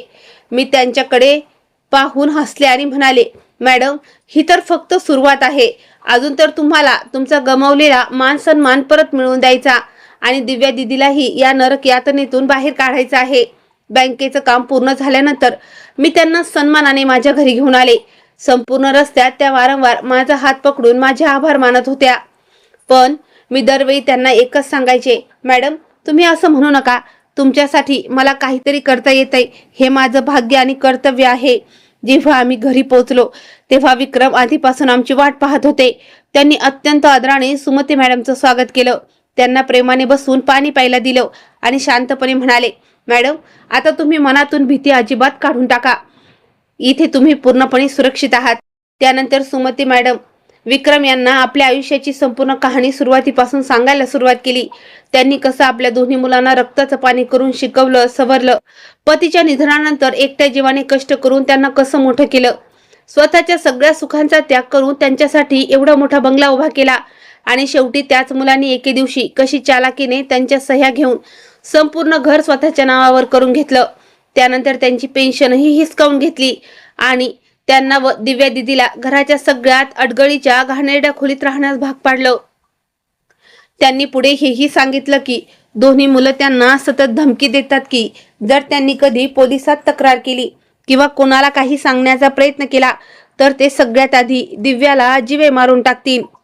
सुमती मॅडमची ही सगळी कहाणी ऐकताना विक्रम अगदी शांत बसून होते. पण मी त्यांना खूप जवळून ओळखत असल्यामुळे मला चांगलं माहीत होतं की त्यांच्या चेहऱ्यावरच्या त्या शांततेमागं किती भयानक राग लपलेला होता. मॅडमचं बोलणं संपल्यावर विक्रम अत्यंत गंभीर आवाजात म्हणाले, मॅडम, आता बस झालं. तुम्ही जितका त्रास सहन करायचा होता तितका केला. आता यापुढे एक दिवसही मी तुम्हाला आणि तुमच्या मुलीला त्या नरक यातनेत राहू देणार नाही. मी फक्त तुमचा जावईच नाही तर एक पोलीस अधिकारी सुद्धा आहे आणि कायदा कोणालाही आपल्या आईवर आणि बहिणीवर असा जुलूम करण्याची परवानगी देत नाही. तुमच्या मुलांनी जे काही केलंय त्याचं उत्तर त्यांना कायद्याच्या कोर्टात द्यावंच लागेल. पण आपण कोणतंही पाऊल काही गडबडीत उचलणार नाही जेणेकरून दिव्या दिदीला कोणताही धोका निर्माण होणार नाही. तिची सुखरूप सुटका करणं ही आपली पहिली जबाबदारी आहे. त्यानंतर तुमच्या मुलांविरुद्ध आणि तुमच्या सुनांविरुद्ध असे पक्के पुरावे कोर्टात सादर करू की ते कायद्याच्या कचाट्यातून सुटू शकणार नाहीत. मी तुम्हाला वचन देतो मॅडम, तुमच्या मुलीला मी माझी स्वतःची जबाबदारी समजून वाचवेन आणि ज्यांनी तुमचं आयुष्य उद्ध्वस्त केलंय त्यांना त्यांच्या कर्माची शिक्षा नक्की मिळेल. विक्रम यांचे हे बोलणं ऐकून सुमती मॅडमच्या डोळ्यात पहिल्यांदा भीतीची जागा एका मोठ्या आशेनं घेतली. त्यांनी कृतज्ञतेनं आपले दोन्ही हात जोडले. पण विक्रम यांनी त्यांचे हात मध्यंतरीच पकडले आणि म्हणाल्या, नाही मॅडम, तुम्ही माझ्यासमोर असे हात जोडू नका. तुम्ही आयुष्यभर मुलांना शिकवून समाजाला चांगले नागरिक दिलेत. आता या वयात तुम्हाला मदत करणं हे माझं कर्तव्य आहे. तुम्ही फक्त मनात धीर ठेवा, कारण आता ही लढाई तुम्ही एकट्या लढणार नाही आहात. आम्ही सगळे तुमच्या सोबत आहोत आणि यावेळेस विजय फक्त आणि फक्त सत्याचाच होईल. त्यानंतर आम्ही सगळ्यांनी मिळून मोठा निर्णय घेतला की आता सगळ्यात आधी आणि महत्त्वाचं काम म्हणजे दिव्या दिदीला त्या घरातून सुरक्षित बाहेर काढणं हेच आहे. कारण जोपर्यंत ती तिच्या भावांच्या आणि वहिनीच्या ताब्यात आहे तोपर्यंत सुमती मॅडम कधी शांतपणे श्वास घेऊ शकणार नव्हत्या आणि आम्हीही त्यांच्यावर उघडपणे कोणतीही कायदेशीर कार्यवाही करू शकत नव्हतो. विक्रम यांनी खूप विचार करून एक असा प्लॅन तयार केला जेणेकरून कोणालाही संशय येणार नाही आणि दिव्या दिदी कोणत्याही धोक्याशिवाय तिथून बाहेर पडू शकेल. दुसऱ्या दिवशी आम्ही त्या गल्लीत पोहोचलो जिथे सुमती मॅडमचं घर होतं. पण यावेळेस आम्ही थेट त्यांच्या घरात गेलो नाही. आधी आम्ही आजूबाजूला राहणाऱ्या लोकांशी सामान्य गप्पा मारायला सुरुवात केली. विक्रम अगदी साध्या वेशात वेगवेगळ्या लोकांशी नेहमीसारखे चौकशी करत होते, जेणेकरून कोणालाही संशय येणार नाही की पोलीस एखाद्या प्रकरणाचा तपास करत आहेत. हळूहळू आम्हाला तिथल्या बऱ्याच लोकांशी बोलण्याची संधी मिळाली, पण बहुतांश लोक त्या मुलांच्या भीतीपोटी उघडपणे काहीही बोलत नव्हते. तेवढ्यात तिथे राहणारी एक वयस्कर आजी आमच्या जवळ आली आणि आजूबाजूला पाहत अगदी हळू आवाजात म्हणाली, बाळा, मी कित्येक वर्षापासून या गल्लीत राहते आणि मी माझ्या उघड्या डोळ्यांनी त्या घरात होणारं सगळं पाप पाहिलंय. ती बिचारी दिव्या खूप साधी आणि गरीब आहे, पण तिच्या त्या दोन्ही सुना तिला नोकरानीपेक्षाही वाईट वागवतात. अहोरात्र काम करून घेतात. सकाळी सगळ्यात आधी ती उठते आणि रात्री सगळ्यात शेवटी ती झोपते. जर जेवणात थोडं जरी मीठ कमी जास्त झालं ना, तर त्या नराधम सुना तिच्या सरळ कानाखाली लावून देतात. त्या आजीबाईंच्या डोळ्यात पाणी आणून पुढे सांगू लागल्या, नुसतं मारत नाहीत बा, जर चुकून एखादं भांडं फुटलं किंवा हात निसटला तर तिच्या डोक्याचे केस पकडून तिला जमिनीवर फरफटत नेतात हो. मी कित्येकदा रात्रीच्या वेळी त्या पोरीच्या रडण्याचा, किंचाळण्याचा आवाज ऐकलाय, पण या गल्लीतलं कोणीही तिच्या मदतीला धावून जाण्याची हिंमत करत नाही, कारण तिचे दोन्ही भाऊ खूप गुंड प्रवृत्तीचे आहे. अख्खी गल्ली त्यांना घाबरते. त्या आजीचे ते शब्द ऐकून माझं काहीच अक्षरशः पिळवटून निघालो. मी त्यांचे हात पकडले आणि म्हणाले, आजी, जर आज तुम्ही आम्हाला थोडीशी मदत केली तर त्या निष्पाप पोरीचं संपूर्ण आयुष्य या नरकातून कायमचं मुक्त होऊ शकतं. त्यावर त्या स्वाभिमानी आजी तात्काळ म्हणाल्या, लेकरा, जर त्या गरीब पोरीला या नरक यातनेतून बाहेर काढण्यासाठी माझी काही मदत होणार असेल तर मला खूप आनंद होईल. सांग काय करायचंय. मी आजूबाजूला पाहत त्यांना आमचा संपूर्ण प्लॅन समजावून सांगितला. मी म्हणाले, हे बघा आजी, तुम्हाला काहीतरी निमित्त काढून कसंही करून त्या घराच्या आत जावं लागेल आणि संधी मिळताच ही चिठ्ठी गुपचूप दिव्या दिदीच्या हातात द्यावी लागेल. या चिठ्ठीत आम्ही लिहिलंय की तिची आई आता पूर्णपणे सुरक्षित आहे. ती आमच्या सोबत आहे आणि तिला घाबरण्याची अजिबात गरज नाही. तिला घराच्या मागच्या दारातून कोणाची नजर पडायच्या आत गुपचूप बाहेर पडावं लागेल. घरापासून थोड्याच अंतरावर आमची गाडी उभी असेल. तिथे मी, विक्रम आणि तिची आई तिची वाट पाहत असू. ती एकदा का तिथपर्यंत पोहोचली की आम्ही तिला सुरक्षित आमच्या सोबत घेऊन जाऊ. त्या धाडसी आजींनी एका क्षणाचाही विचार न करता लगेच होकार दिला. त्या म्हणाल्या, बाळा, तू अजिबात काळजी करू नकोस. मी शेजारी राहते, त्यामुळे काही ना काही निमित्त काढून त्या घरात सहज जाईन आणि कोणाला काडीचाही संशय येणार नाही. थोड्या वेळानं त्यांनी आपल्या हातात काही भाज्या आणि एक छोटीशी पिशवी घेतली, जेणेकरून शेजारची एखादी बाई काहीतरी कामासाठी आली असं सगळ्यांना वाटेल. मग त्या हळूहळू सुमती मॅडमच्या घराच्या दिशेने निघाल्या. आम्ही दोघं आणि सुमती मॅडम थोड्या अंतरावर गाडीत बसून हे सगळं पाहत होतो. माझं काळीच धाकधूक करत होतं. हृदयाचे ठोके प्रचंड वाढले होते. मी वारंवार मनातल्या मनात देवाचा धावा करत होते की हे देवा, आमचा हा प्लॅन कसाही करून यशस्वी होऊ दे. थोड्याच वेळात त्या आजीबाई घराच्या आत गेल्या. त्यांनी तिथल्या सुनांशी इथल्या तिथल्या गप्पा मारायला सुरुवात केली, जेणेकरून कोणालाही त्यांच्या येण्याचा संशय येऊ नये. गप्पा मारता मारता त्या आजींची नजर दिव्या दिदीला शोधत होती आणि तेवढ्यात त्यांना ती सुवर्ण संधी मिळाली. जेव्हा दिव्या दिदी कुणाचंही लक्ष नसताना एकटी स्वयंपाकघराच्या दिशेने जात होती, तेव्हा आजीने मागून जात अत्यंत शिताफीनं ती चिठ्ठी तिच्या हातात कोंबली आणि अगदी हळू आवाजात म्हणाल्या, बाळा, हे घे, पण हे आता लगेच वाचू नकोस. चिठ्ठी हातात येताच दिव्या दिदीचं हृदय जोरजोरात धडधडू लागलं. तिची आई खरोखरच सुरक्षित जागी आहे आणि तिच्या सुटकेचा मार्ग मोकळा झाला आहे यावर तिचा विश्वास बसत नव्हता. तिनं मनोमन देवाचं नाव घेतलं आणि तिथून सटकण्यासाठी योग्य संधीची वाट पाहू लागली. थोड्या वेळातच नशिबाने तिला ती संधी दिली. तिच्या दोन्ही वहिनी घराच्या पुढच्या भागात कोणत्या तरी कामात पूर्णपणे मग्न झाल्या होत्या आणि दोन्ही नराधम भाऊही काही कामानिमित्त बाहेर निघून गेले होते. बस निसटण्यासाठी हाच तो योग्य काळ होता. दिव्या दिदीने कसलाही आवाज न करता घराच्या मागच्या दरवाजाच्या दिशेनं धाव घेतली. तिनं बाहेर पडण्यापूर्वी एक शेवटची नजर त्या आलिशान बंगल्यावर टाकली, जिथे तिने आयुष्याची इतकी वर्ष केवळ आणि केवळ अमानुष छळ आणि वेदना सहन केल्या होत्या. मग तिने हळूच बॅक गेट उघडलं आणि ती बाहेर पडली. रस्त्यावर येताच तिचे पाय खूप वेगाने पडत होते, पण मनातली भीती अजूनही पूर्णपणे संपलेली नव्हती. कोणी मागून पाहत तर नाही ना, या भीतीनं ती मागे न बघता वेगाने चालत राहिली. धापा टाकत ती शेवटी त्या जागेवर पोचली जिथे आमची गाडी उभी होती. गाडी दिसताच तिच्या डोळ्यात एक आशेचा किरण चमकला. मी गाडीत बसून लक्ष ठेवूनच होते. ती येताच मी त्वरित गाडीचा दरवाजा उघडला आणि म्हणाले, लवकर आत बस बेटा, आता तू पूर्णपणे सुरक्षित आहेस. गाडीत बसताच दिव्या दिदीचा धीर सुटला आणि ती ढसढसा रडू लागली. भीतीमुळे तिचं संपूर्ण शरीर थरथर कापत होतं. मी तिच्या शेजारी सरकले, तिचा हात आपल्या हातात घेतला आणि अत्यंत मायेने म्हणाले, बाळा आता अजिबात घाबरू नकोस. आता यापुढे तुला साधा कोणी हात लावायचीही हिंमत करणार नाही. काही वेळातच आम्ही सुखरूप आमच्या घरी पोहोचलो. गाडी थांबताच दारात वाट पाहणाऱ्या सुमती मॅडम पुढे आल्या आणि त्यांनी आपल्या लेकीला घट्ट छातीशी कवटाळलं. दिव्या दिदी ही आईला बिलगून ढसढसा रडू लागली. कित्येक वर्षाच्या अमानुष ताटातुटीनंतर आणि नरक यातनेनंतर आज त्या मायलेकी एकमेकींना भेटत होत्या. त्यांच्याकडे पाहून असं वाटत होतं की जणू त्यांना पुन्हा नव्याने जगण्याची एक मोठी ताकद मिळाली आहे. सुमती मॅडम वारंवार तिच्या डोक्यावरून चेहऱ्यावरून हात फिरवत तिचे मुके घेत होत्या आणि रडत म्हणाल्या, पोरी मला माफ कर ग, मी तुझी आई असूनही तुला त्या नरकातून वेळेवर बाहेर काढू शकले नाही. दिव्या दिदीनं आईचे अश्रू पुसले आणि म्हणाले, नाही आई, तुझी काही चूक नव्हती ग, मी सगळं समजत होते. तू फक्त माझ्या सुरक्षिततेसाठी तो सगळा छळ सहन करत होतीस. मला फक्त तू सुखरूप राहावीस एवढीच इच्छा होती. त्या मायलेकींची ती भावनिक भेट पाहून माझ्याही डोळ्यांच्या कडा कधी ओल्या झाल्या मला समजलंच नाही. तिथे उभे असलेले विक्रम सुद्धा काही क्षणांसाठी खूप भावुक झाले होते, पण त्यांनी स्वतःला सावरलं आणि त्या दोघींच्या जवळ जाऊन अत्यंत खंबीर आवाजात म्हणाले, मॅडम, दिव्या, आता रडण्याची वेळ संपली आहे. आता लढण्याची वेळ आली आहे. आता या जगातील कोणतीही ताकद तुम्हा मायलेकींना एकमेकींपासून वेगळं करू शकत नाही. आणि ज्या नराधमांनी तुम्हा दोघींवर इतका अन्याय केलाय त्यांना आता कायद्याच्या आणि कोर्टाच्या समोर गुडघे टेकावेच लागतील. आता तुम्ही दोघीही पूर्णपणे सुरक्षित आहात आणि जोपर्यंत हा विक्रम जिवंत आहे तोपर्यंत तुमच्याकडे वाकडे नजरेने पाहण्याची कोणाची प्राज्ञा नाही. विक्रम यांचं ते आश्वासक बोलणं ऐकून पहिल्यांदाच सुमती मॅडम आणि दिव्या दिदीच्या चेहऱ्यावर एक निवांतपणा, एक सुखद शांतता दिसून आली.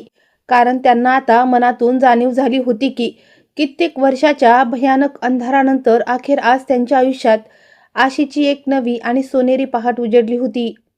दुसरीकडे जेव्हा सुमती मॅडमच्या दोन्ही नराधम मुलांना हे समजलं की त्यांची आई अजूनही घरात परतलेली नाही आणि आता दिव्या सुद्धा घरातून अचानक गायब झालीये, तेव्हा त्यांचा राग पार 7व्या आसमानावर पोचला. सुरुवातीला त्यांना वाटलं की कदाचित मायलेकी रागाच्या भरात कुठल्या तरी नातेवाईकांकडे निघून गेल्या असाव्यात. पण जेव्हा बराच वेळ झाला आणि दोन्ही बाजूंनी काहीच पत्ता लागला नाही तेव्हा ते दोघे बेचैन होऊन संपूर्ण घरात इकडे तिकडे फेऱ्या मारू लागले. त्यांनी घरातल्या नोकरांना विचारलं, आजूबाजूच्या शेजाऱ्यांना विचारलं आणि अनेक ठिकाणी फोनही फिरवले, पण कोणालाच काहीच माहीत नव्हतं. तेवढ्यात त्यांचा एक जण म्हणाला, घराबाहेर लावलेले CCTV कॅमेरे चेक करा, तेव्हाच काय ते समोर येईल. दोघेही लगेच संगणकावर बसले आणि CCTV कॅमेऱ्याचे रेकॉर्डिंग पाहू लागले. काही वेळातच त्यांच्या समोर सगळं चित्र स्पष्ट झालं. त्यांनी साफ पाहिलं की दिव्या घराच्या मागच्या गेटमधून गुपचूप बाहेर पडत आहे आणि थोड्या अंतरावर उभ्या असलेल्या एका कारमध्ये बसून तिथून निघून जाते. हे पाहताच दोघांचेही चेहरे क्रोधाने लालबुंद झाले. त्यातला मोठा भाऊ जोरात ओरडला, नक्की त्या म्हातारीनेच हिला इथून पळवून लावलंय. त्यांनी रागाने एकमेकांकडे पाहिलं, पण त्यांची पोलिसात जाऊन तक्रार करण्याची हिंमत झाली नाही. कारण त्यांना ठाऊक होतं की जर पोलिसांनी या प्रकरणाचा सखोल तपास सुरू केला तर त्यांची सगळी काळी कृत्य जगासमोर येतील. कपटाने घर स्वतःच्या नावावर करून घेणं, आईच्या पेन्शनच्या पैशावर बेकायदेशीर ताबा मिळवणं, आई आणि बहिणीला अमानुष मारहाण करून डांबून ठेवणं, हे सगळं पाप उघड होईल याची त्यांना भीती होती. म्हणूनच त्यांनी ठरवलं की ते पोलिसांकडे न जाता आपल्या पद्धतीनेच आई आणि बहिणीचा शोध घेतील. इकडे विक्रम सुद्धा आपल्या पोलीस विभागाच्या एका अत्यंत महत्त्वाच्या कामासाठी एका दिवसाकरता दुसऱ्या शहरात गेले होते.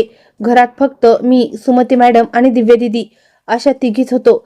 अर्थात विक्रम आम्हाला जाताना नीट समजावून गेले होते की कोणीही अनोळखी व्यक्ती आली तर दरवाजा उघडू नका आणि काहीही अडचण किंवा संकट आल्यास मला लगेच फोन करा. त्या दिवशी आम्ही तिघींनी खूप वेळ सोबत बसून मनसोक्त गप्पा मारल्या. सुमती मॅडम आपल्या लेकीला सारखं डोळे भरून पाहत होत्या, पण त्यांच्या डोळ्यातून सुखाचे अश्रू वाहत होते. दिव्या दिदी सुद्धा आईच्या मांडीवर डोकं ठेवून शांत निजली होती. जणू काही इतक्या वर्षांचा दुरावा आणि बिछडणं त्या एका दिवसात भरून काढायचा त्या दोघी प्रयत्न करत होत्या. गप्पा मारता मारता हळूहळू रात्र होऊ लागली. तेवढ्यात सुमती मॅडमला अचानक एका गोष्टीची आठवण झाली. दर महिन्याच्या याच तारखेला त्यांची दोन्ही मुलं बँकेत जाऊन पेन्शनचे पैसे काढत असत. त्यांनी अत्यंत घाबरून मला विचारलं, बेटा, आज जेव्हा ती मुलं बँकेत जातील आणि त्यांना समजेल की ते जुनं खातं बंद झालंय, तेव्हा ती दोघं खूप भडकतील ग.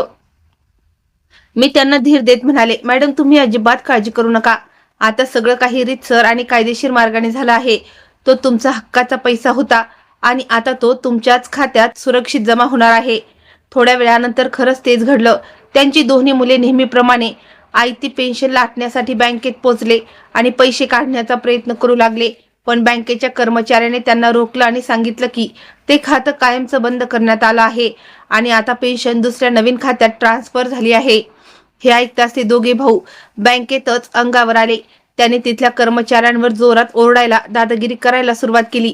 पण बँक कर्मचाऱ्यांनी आणि मॅनेजरने त्यांना स्पष्ट शब्दात सुनावलं की हा निर्णय स्वतः खातेधारकाने म्हणजेच तुमच्या आईने बँकेत प्रत्यक्ष हजर राहून घेतला आहे आणि बँकेची ही सगळी प्रक्रिया पूर्णपणे कायदेशीर आहे. आता त्या नराधम मुलांच्या हातातून तो मार्गही कायमचा निघून गेला होता, ज्याद्वारे ते दर महिन्याला सुमती मॅडमची पेन्शन हडप करत असत. बँकेतून बाहेर पडताना दोघांच्याही चेहऱ्यावर एक भयानक आणि हिंस्र लाख साप दिसत होता. त्यात रात्री, साधारण मध्यरात्रीची वेळ असावी.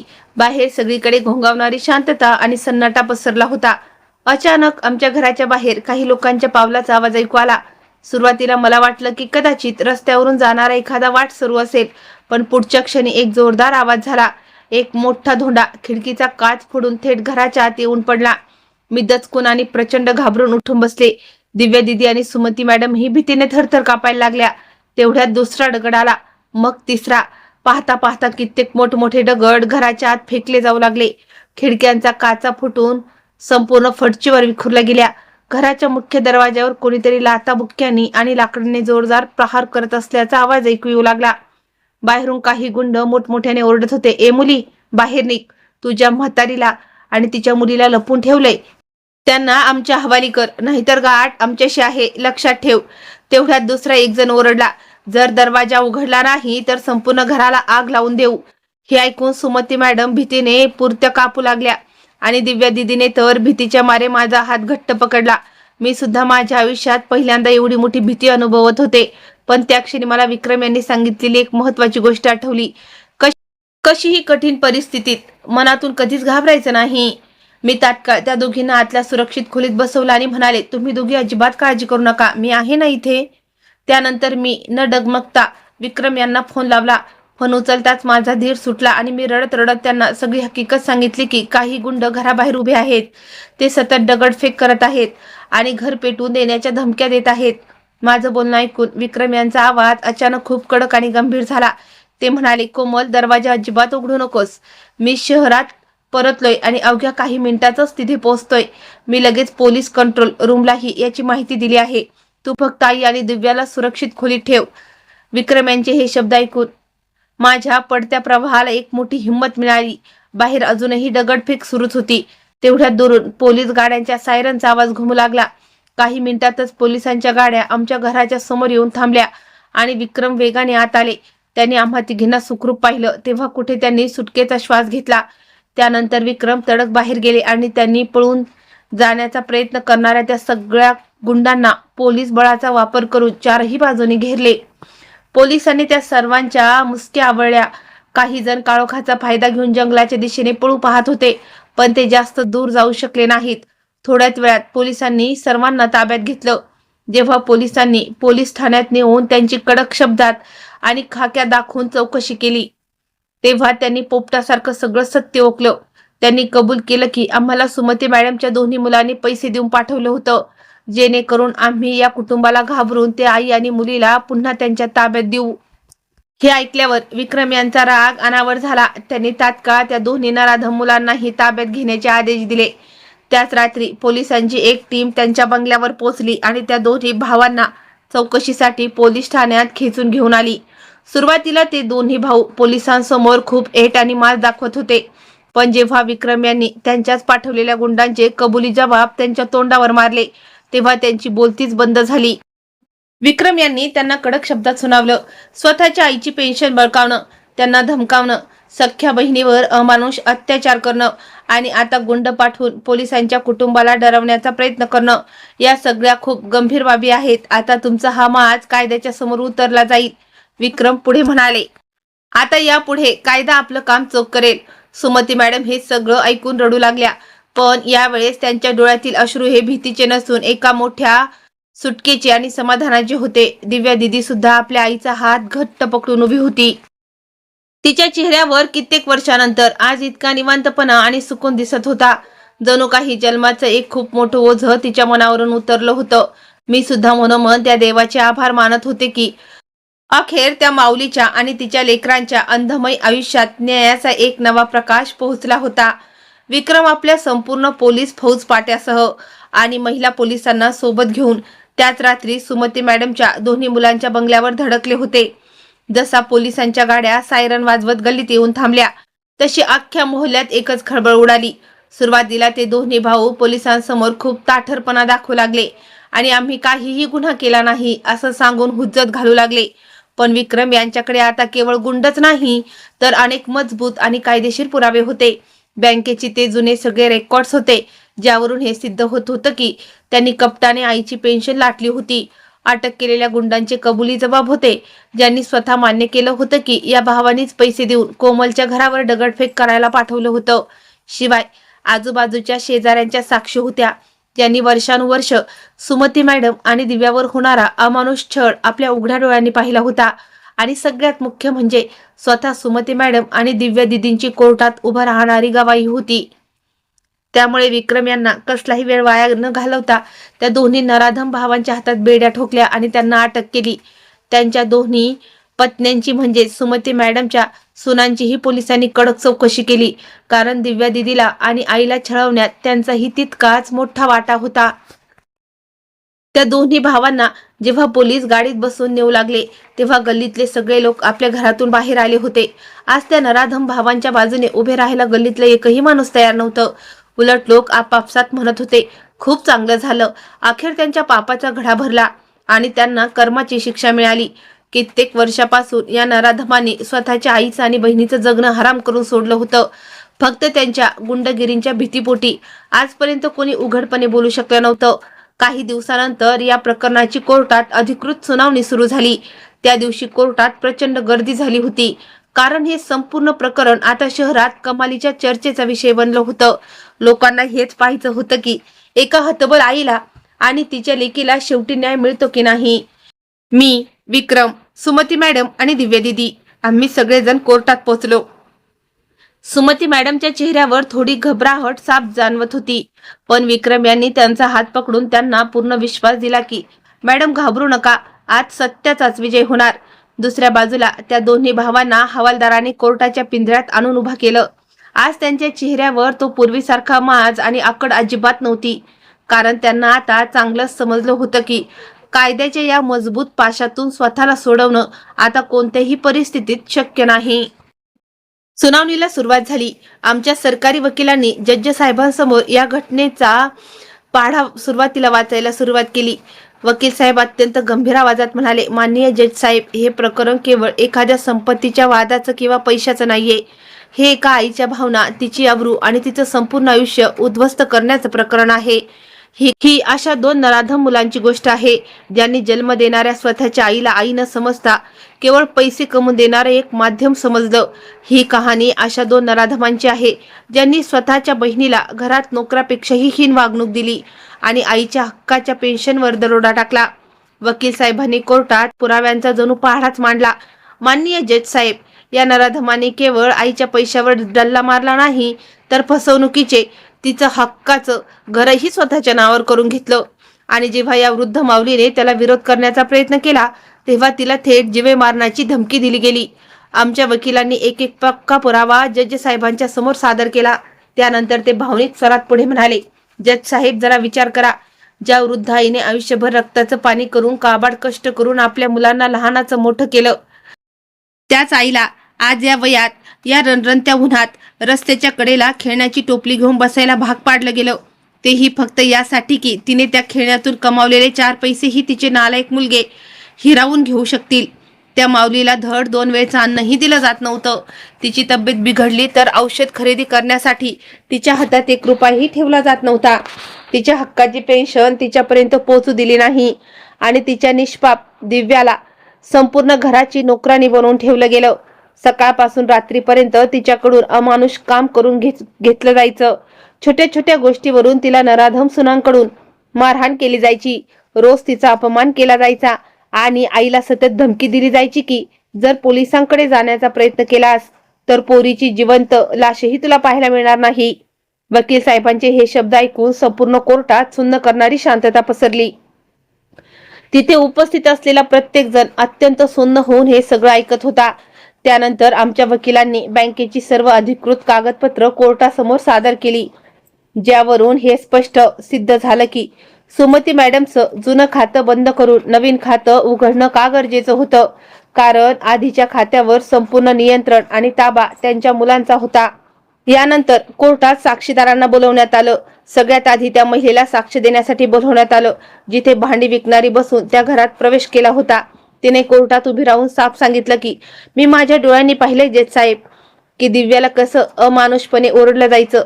एकदा तर भांडं खाली पडलं म्हणून तिच्या डोक्याचे केस पकडून तिच्या कानाखाली जा काढण्यात आला. त्या मायलेकीला घराच्या एका कोपऱ्यात अत्यंत छोट्या आणि पडक्या खोलीत राहण्यास भाग पाडलं होतं. त्यानंतर त्या गल्लीत राहणाऱ्या शेजारी आजीबाई साक्ष देण्यासाठी पुढे आल्या. त्यांनी आम्हाला पहिल्यांदा हे सत्य सांगितलं होतं. त्या म्हणाल्या, माननीय जज साहेब, मी कित्येक वर्षापासून या लोकांच्या शेजारी राहते. मी माझ्या उघड्या डोळ्यांनी पाहते की हे दोघे आणि त्यांच्या बायका आपल्या आई आणि बहिणीची कशी जनावरासारखी वागणूक द्यायचे. कित्येकदा रात्रीच्या वेळी त्या घरातून रडण्याचे आणि किंचाळण्याचे आवाज यायचे, पण यांच्या गुंडगिरीच्या आणि दहशतीच्या भीतीपोटी गल्लीतलं कोणीही उघडपणे बोलू शकत नव्हतं. त्यानंतर माझी बारी आली. मी साक्ष देण्यासाठी पिंजऱ्यात उभे राहिले. मी जज साहेबांना सांगितलं की मी सुमती मॅडमला पहिल्यांदा रस्त्याच्या कडेला अत्यंत हलाखीच्या परिस्थितीत खेळणी विकताना पाहिलं. त्यांना ओळखल्यानंतर मला या संपूर्ण वेदनादायी कहाणीचा पत्ता लागला. मी कोर्टाला हेही सविस्तर सांगितलं की कशा प्रकारे त्यांच्या मुलांनी गुंडांना सुपारी देऊन मध्यरात्री आमच्या घरावर जीव घेणा हल्ला केला.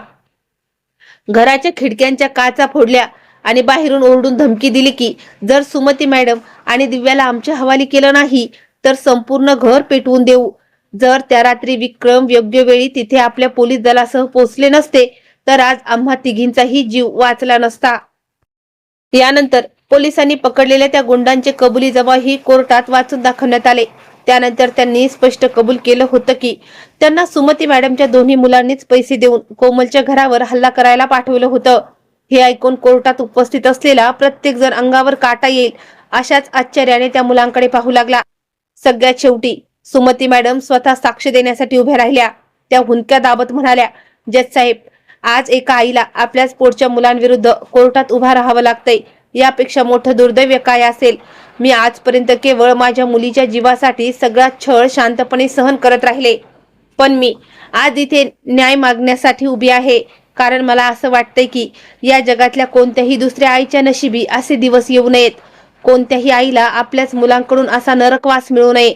म्हणून माझ्या या दोन्ही मुलांना त्यांच्या पापाची कडक शिक्षा मिळाली पाहिजे.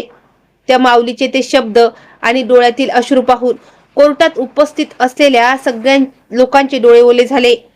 अगदी जज साहेबही काही क्षणासाठी पूर्णपणे शांत झाले. त्यांनी पाण्याचा घोट घेतला आणि समोर असलेल्या सगळ्या केसच्या फाईल्स अत्यंत बारकाईने तपासल्या आणि काही मिनिटापर्यंत संपूर्ण कोर्टात एक गंभीर शांतता पसरली. काही मिनिटाच्या गंभीर शांततेनंतर शेवटी जज साहेबांनी आपला अंतिम ऐतिहासिक फैसला सुनावण्यास सुरुवात केली. ते अतिशय कडक आवाजात म्हणाले, या न्यायालयासमोर जे काही प्रत्यक्ष पुरावे आणि साक्षीदार सादर करण्यात आले आहे त्यावरून हे स्पष्टपणे सिद्ध होतं की दोन्ही आरोपींनी जन्मदात्या आईसोबत आणि स्वतःच्या सख्ख्या बहिणीसोबत अत्यंत अमानुष, क्रूर आणि लाजिरवाणी वागणूक दिली आहे. त्यांनी केवळ फसवणुकीने आईची सगळी मालमत्ता स्वतःच्या नावावर केली नाही, तर तिच्या हक्काच्या पेन्शनवरही बेकायदेशीर ताबा मिळवला. एवढंच नव्हे तर त्यांनी या मायलेकीवर अघोरी मानसिक आणि शारीरिक अत्याचार केले. त्यांना जाणून बुजून जीवे मारण्याची धमकी दिली आणि शेवटी पुरावे नष्ट करण्यासाठी व साक्षीदारांना घाबरवण्यासाठी गुंडांचा वापर करून पोलिसांच्या कुटुंबावर प्राणघातक हल्ला केला. असे अमानुष आणि घृणास्पद गुन्हे कोणत्याही सुसंस्कृत समाजात अजिबात खपून घेतले जात नाहीत. म्हणूनच हे न्यायालय दोन्ही आरोपींना त्यांच्या या सर्व गुन्ह्यांसाठी पूर्णपणे दोषी ठरवून जन्मठेपेची आणि कडकडीत कारावासाची शिक्षा सुनावत आहे. जज साहेबांनी पुढे आदेश दिला. यासोबतच हे न्यायालय असाही आदेश देत आहे की सुमती मॅडमचा तो आलिशान बंगला आणि त्यांची जप्त केलेली सगळी मालमत्ता तात्काळ त्यांच्या नावावर परत करण्यात यावी. त्यांच्या पेन्शनच्या पैशावर आता यापुढे दुसऱ्या कोणाचाही काडीचाही अधिकार असणार नाही आणि दिव्याच्या संपूर्ण सुरक्षेची जबाबदारी स्थानिक पोलीस प्रशासनाची असेल. जज साहेबांचा हा दणदणीत निकाल ऐकताच संपूर्ण कोर्टात एक क्षण शांतता पसरली आणि पुढच्या क्षणी लोकांच्या चेहऱ्यावर एक मोठं समाधान दिसून आलं. सुमती मॅडम तिथेच ढसढसा रडू लागल्या, पण यावेळेस त्यांच्या डोळ्यातील अश्रू वेदनेचे नव्हते, तर कित्येक वर्षाच्या अन्यायानंतर मिळालेल्या हक्काच्या, न्यायाचे आणि स्वाभिमानाचे होते. दिव्या दिदीने धावत जाऊन आपल्या आईला घट्ट मिठी मारली. त्या दोघींना असं सुखाच्या कचाट्यात पाहून माझेही डोळे भरून आले. विक्रम यांनी माझ्याकडे पाहिलं आणि त्यांच्या चेहऱ्यावर एक हलकंसं हसू आलं. जणू ते मला डोळ्यांनी सांगत होते की काजल, अखेर सत्याचा विजय झाला. त्या दिवशी मला आयुष्यात एक खूप मोठं आणि महत्त्वाचं सत्य समजलं की अन्याय किंवा वाईट प्रवृत्ती कितीही शक्तिशाली आणि श्रीमंत का असेना, जर एखाद्याने हिंमत दाखवून त्या अन्यायाविरुद्ध योग्य वेळी आवाज उठवला आणि सत्याची साथ सोडली नाही तर न्याय मिळायला थोडा उशीर नक्कीच होईल, पण एक ना एक दिवस न्याय नक्कीच मिळतो. कोर्टाचा हा अंतिम निकाल ऐकल्यानंतर हवालदार त्या दोन्ही नराधम भावांच्या हातात बेड्या ठोकून त्यांना जेलमध्ये नेऊ लागले. त्यांच्या हातात जेव्हा त्या लोखंडी हातकड्या पडल्या तेव्हा त्यांच्या चेहऱ्यावरचा तो पूर्वीचा सगळा माज, पैशाची मस्ती आणि अकड गायब झाली. ते गुन्हेगारासारखी मान खाली घालून चालत होते. तेवढ्यात त्यांची परिस्थिती पाहून त्यांच्या दोन्ही बायका रडत रडत सुमती मॅडमच्या दिशेने धावत आल्या आणि थेट त्यांच्या पाया पडल्या. त्या पाय पकडून ढसढसा रडू लागल्या आणि गयावया करत म्हणाल्या, आई, आम्हाला माफ करा हो. आमच्या नवऱ्यांना जेलमध्ये पाठवू नका. त्यांच्याकडून खूप मोठी चूक झाली. आम्ही तुमच्या समोर हात जोडतो, पाया पडतो. तुम्ही तुमची कोर्टातली केस मागे घ्या. आम्हाला रस्त्यावर आणू नका. त्या दोन्ही सुना सातत्याने रडत सुमती मॅडमची माफी मागत होत्या, पण सुमती मॅडम यावेळेस अजिबात डगमगल्या नाहीत. त्या तिथे अगदी शांत आणि खंबीरपणे उभ्या राहिल्या. त्यांनी आपल्या डोळ्यातील अश्रू पुसले आणि अत्यंत कणखर, करड्या आवाजात त्या सुनांना म्हणाल्या, आज जेव्हा तुमच्या स्वतःच्या नवऱ्यांवर संकट आलंय, त्यांना जेलची हवा खावी लागते, तेव्हा कुठे तुम्हाला या म्हाताऱ्या आईची आठवण आली का? आज तुम्ही माझ्या पाया पडत आहात, पण मला एका गोष्टीचं उत्तर द्या. जेव्हा तुम्ही दोघी मिळून रोज माझ्यावर आणि माझ्या निष्पाप मुलीवर अमानुष जुलूम करायच्या, तिला मारहाण करायच्या, तेव्हा तुमच्या पाषाण हृदयात आमच्यासाठी जराशीही दया आली नव्हती का? जेव्हा तुम्ही दोघी माझ्या दिव्याला छोट्या छोट्या गोष्टीवरून कानाखाली मारायच्या, तिच्या डोक्याचे केस पकडून तिला फरफटत नेण्याच्या लायकीच्या समजायच्या, तेव्हा तुम्हाला हे आठवलं नाही का ती सुद्धा कोणाची तरी लेक आहे, तिलाही वेदना होतात. तेव्हा मला घरात उपाशी ठेवलं जायचं. माझ्या आजारपणात औषधासाठी 1 रुपया दिला जात नव्हता. माझी पेन्शन माझ्या डोळ्यादेखत हिरावून घेतली जायची. तेव्हा तुम्ही दोघीही तिथेच उभा राहून हे सगळं कौतुक पाहत नव्हत्या का? उलट तुम्ही दोघींनी माझी थट्टा उडवली आणि माझ्या पोटच्या मुलीला नोकरासारखं वागवून तिचा छळ केला. सुमती मॅडम पुढे म्हणाल्या, त्या कठीण प्रसंगात तुम्ही दोघींनी कधी हा विचार केला नाही की एक वृद्ध आईच्या मनावर काय बेतत असेल. म्हणूनच आज मी कायद्याच्या कामात अजिबात आडवी येणार नाही. न्यायालयाने जो काही न्याय दिलाय तोच अंतिम असेल. मी तुमच्याकडून कोणताही सूट किंवा बदला घेत नाहीये, पण आता यापुढे मी माझ्यावर आणि माझ्या मुलीवर झालेल्या अन्यायही सहन करणार नाही. तुम्ही दोघी आता या क्षणी इथून निघून जा. त्यांचं हे खंबीर बोलणं ऐकल्यानंतर त्या दोघी सुनांकडे बोलण्यासारखं काहीच उरलं नव्हतं. त्या रडत रडत तिथून पाय ओढत निघून गेल्या. काही दिवसात त्या दोघीही आपापल्या माहेरी निघून गेल्या, कारण आता त्यांच्याकडे राहण्यासाठी आणि मिरवण्यासाठी काहीच उरलं नव्हतं. दुसरीकडे सुमती मॅडमचा तो हक्काचा बंगला त्यांना परत मिळाला होता. बँकेत त्यांचं नवीन खातं अगदी व्यवस्थित सुरू झालं होतं आणि दर महिन्याला त्यांची पेन्शन थेट त्यांच्याच खात्यात जमा होऊ लागली होती. आता त्यांना स्वतःच्या पैशासाठी कोणाही समोर हात पसरण्याची किंवा लाचार होण्याची अजिबात गरज नव्हती. दिव्या दिदीनेही आता कित्येक वर्षानंतर सुटकेचा आणि समाधानाचा श्वास घेतला होता. तिने हळूहळू आपल्या मनातील ती जुनी भीती आणि दडपणातून स्वतःला बाहेर काढायला सुरुवात केली. त्या घरात आज कित्येक वर्षानंतर पहिलीच वेळ अशी होती की जेव्हा तिथे खरीखुरी शांतता नांदत होती. त्या छोट्या, पडक्या आणि अंधाऱ्या खोलीच्या जागी आज ती आई आणि मुलगी संपूर्ण मानाने आणि सन्मानाने स्वतःच्या हक्काच्या घरात वावरत होत्या. सुमती मॅडमनी सगळ्यात आधी संपूर्ण घराची छान साफसफाई करून घेतली. मग त्यांनी त्या खोलीचीही डागडुजी करून घेतली, ज्या खोलीत त्यांना कोंडून ठेवून छळ सहन करावा लागला होता. त्या म्हणाल्या, कोमल, या खोलीला मी कायम असंच सोडून देणार नाही. ही खोली मला माझ्या वाईट दिवसांची आठवण करून देते हे खरं आहे, पण आता मी या खोलीला एक नव्या आणि सुंदर सुरुवातीसारखं सजवणार आहे. काही दिवसातच संपूर्ण घराची छान दुरुस्ती झाली. दिव्या दिदीनेही आता भूतकाळ विसरून आपल्या आयुष्याची नवीन सुरुवात करायचा निर्णय घेतला. तिने एका चांगल्या सरकारी नोकरीची तयारी सुरू केली आणि सोबतच आजूबाजूच्या गल्लीतील गरीब आणि गरजू मुलांना मोफत शिकवायला सुरुवात केली, कारण तिने आपल्या आईकडून हे संस्कार शिकले होते. परिस्थिती कितीही कठीण आणि संकट कितीही मोठी असली तरी माणसाने कधीच चांगुलपणाचा मार्ग सोडू नये. काही दिवसानंतर सुमती मॅडम आमच्या घरी आल्या. त्यांच्या हातात एक मोठा मिठाईचा डब्बा होता. घरात येताच त्यांनी अत्यंत प्रेमाने मला आणि विक्रम यांना घट्ट गराडा घातला. त्यांच्या डोळ्यातून आज सुखाचे आणि कृतज्ञतेचे अश्रू वाहत होते. त्या गदगदून म्हणाल्या, लेकरांनो, जर त्या दिवशी तू मला बाजारात ओळखून माझ्याकडे आली नसतीस तर कदाचित मी आयुष्यभर त्याच रस्त्याच्या कडेला उन्हातान्हात खेळणी विकत बसले असते आणि माझी निष्पाप पोरगी त्याच नरक यातनेत कुजत राहिली असती. तुम्ही दोघांनी फक्त माझाच नाही तर माझ्या मुलीचाही जीव वाचवलाय आणि तिला एक नवीन आयुष्य दिलंय. मी तुमचा हा उपकार या जन्मात कधीच विसरू शकणार नाही. मी हसून त्यांचा हात आपल्या हातात घेतला आणि म्हणाले, मॅडम, तुम्ही असं का म्हणताय? तुम्ही लहानपणी शाळेत आम्हाला माणुसकी आणि संस्कार शिकवलेत. आज केवळ तेच संस्कार आम्हाला तुम्हाला परत देण्याची एक छोटीशी संधी मिळाली. विक्रम यांनीही हसून मान हलवली आणि म्हणाले, मॅडम, हे तर आमचं कर्तव्यच होतं. जर कायदा एक हतबल आईला न्याय मिळवून देऊ शकत नसेल तर त्या कायद्याचा काय उपयोग? सुमती मॅडमनी आम्हा दोघांनाही मनापासून भरभरून आशीर्वाद दिले आणि त्या आनंदाने आपल्या घरी परतल्या. असाच हळूहळू काळ सरकत गेला. काही वर्षानंतर सुमती मॅडमची दोन्ही मुलं आपली शिक्षेची मुदत पूर्ण करून जेलच्या बाहेर आली. जेलमधल्या कठीण आणि एकाकी आयुष्याने त्यांना जगण्याचा खूप मोठा धडा शिकवला होता. आता त्यांच्या चेहऱ्यावर तो पूर्वीसारखा पैशाचा माज, घमंड आणि ताठरपणा अजिबात उरला नव्हता. दोघेही जेलमधून सुटताच थेट आपल्या आईच्या बंगल्यापाशी पोहोचले.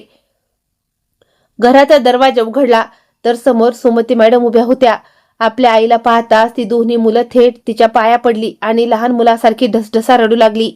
ते रडत गायावाया करत म्हणाले, आई, आम्हाला माफ कर ग. आमच्याकडून खूप मोठी चूक झाली. आम्ही पैशाच्या आणि गर्वाच्या लोभापायी स्वतःचं हस्त खेळतं घर उद्ध्वस्त करून बसलो. आम्हाला अजून एक शेवटची संधी दे आई. आम्ही सगळं आधीसारखं नीट करू. सुमती मॅडम बऱ्याच वेळपर्यंत शांत उभ्या राहिल्या. त्यांच्या मनात अनेक जुन्या आठवणी दाटून आल्या. मग त्यांनी त्या दोघांना उठवलं आणि अत्यंत शांतपणे म्हणाल्या, मी एक आई आहे, त्यामुळे माझ्या मनात तुमच्याबद्दल फार काळ तिरस्कार किंवा राग राहू शकत नाही.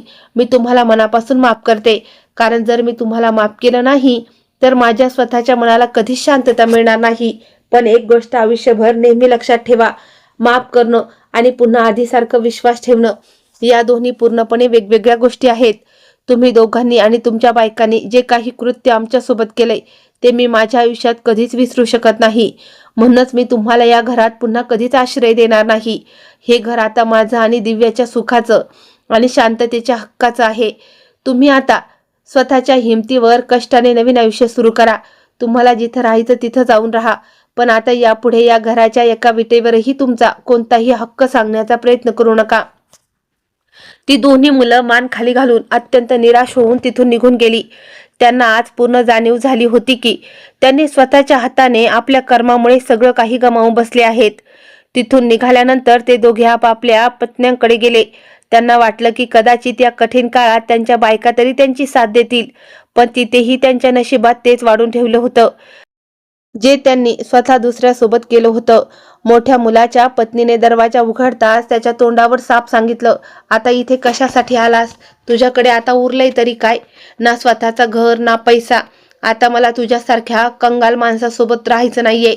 मला तुझ्याकडून कोर्टात घटस्फोट हवा आहे. तुला जिथे जायचं तिथे चालता हो, असं म्हणून तिने जोरात दरवाजा त्याच्या तोंडावर बंद केला. छोटा मुलगा जेव्हा आपल्या पत्नीकडे गेला तेव्हा तिनेही स्पष्ट शब्दात त्याला सुनावलं, जोपर्यंत तू स्वतःच्या कष्टाने आणि प्रामाणिकपणे काहीतरी बनत नाहीस, स्वतःचं हक्काचं घर उभं करत नाहीस आणि सन्मानाने कमायला शिकत नाहीस, तोपर्यंत मी तुझ्यासोबत कधीच येणार नाही. मला आता ती पूर्वीसारखी लाजिरवाणी आणि पापाची जिंदगी जगायची नाहीये. दोन्ही भाऊ तिथून पूर्णपणे निराश आणि हताश होऊन परतले. आता त्या दोघांकडे ना हक्काचं घर होतं, ना स्वतःचा परिवार, ना पैसा आणि न त्यांच्यावर प्रेम करणारं किंवा त्यांची वाट पाहणारं कोणतं हक्काचं माणूस उरलं होतं.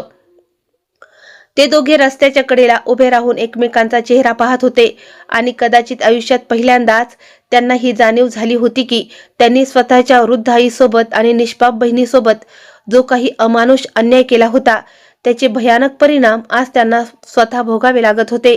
तर दुसरीकडे सुमती मॅडम आपल्या मुलीसोबत म्हणजेच दिव्या दिदीसोबत स्वतःच्या घरात अत्यंत सन्मानाने, आनंदाने आणि सुखाची जिंदगी जगत होत्या. त्यांच्या चेहऱ्यावर ते पूर्वीचं गमावलेलं हसू पुन्हा एकदा खुलून आलं होतं. दिव्या दिदी सुद्धा आता स्वतःच्या पायावर खंबीरपणे उभी राहिली होती. त्या मायलोकी दररोज मनोमन त्या देवाचे आभार मानत होत्या की योग्य वेळी त्यांच्या आयुष्यात कोमल आणि विक्रम सारखी माणसं आली, ज्यांनी भीतीपोटी मागे न हटता सत्याची साथ दिली आणि त्यांना न्याय मिळवून दिला.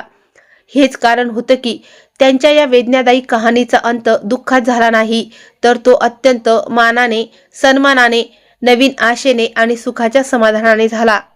मित्रांनो, पैसा, संपत्ती आणि गर्व माणसाला काही काळासाठी शक्तिशाली बनवू शकतात, पण जन्मदाती आई आणि कुटुंबावर केलेला अन्याय माणसाचा विनाश ठरवतो. वाईट प्रवृत्ती कितीही श्रीमंत असली तरी सत्याचा मार्ग आणि कायद्याचा हात नेहमीच वरचढ ठरतो. आपण दुसऱ्यांसोबत जसे वागतो शेवटी तसेच फळ आपल्या नशिबी येते. म्हणूनच कर्माची फळं याच जन्मात आणि इथेच भोगावी लागतात. तर मित्रांनो, ही होती सुमती मॅडम आणि दिव्या दिदीच्या न्यायाची एक सत्य आणि थरार ट्रू स्टोरी. या कथेवरून तुम्हाला काय शिकायला मिळालं हे मला कमेंट करून नक्की सांगा. आणि हो, ही सुंदर कथा तुम्ही कोणत्या गावातून, शहरातून पाहत आहात मला कमेंट बॉक्समध्ये नक्की लिहून कळवा, जेणेकरून मला समजेल की माझी ही ट्रू स्टोरी फॅमिली कुठे कुठे पोहोचली आहे. जर तुम्हाला आजची ही कथा मनापासून आवडली असेल तर व्हिडिओला एक लाईक नक्की करा, आपल्या मित्रपरिवारासोबत शेअर करा आणि अशाच नवनवीन थरार आणि सत्य कथा पाहण्यासाठी आपल्या ट्रू स्टोरी चॅनलला आत्ता सबस्क्राईब करून बेल आयकॉन नक्की दाबा. लवकरच भेटूया एका नव्या, रंजक आणि अशाच एका धक्कादायक कथेसोबत. तोपर्यंत पाहत रहा ट्रू स्टोरी. धन्यवाद.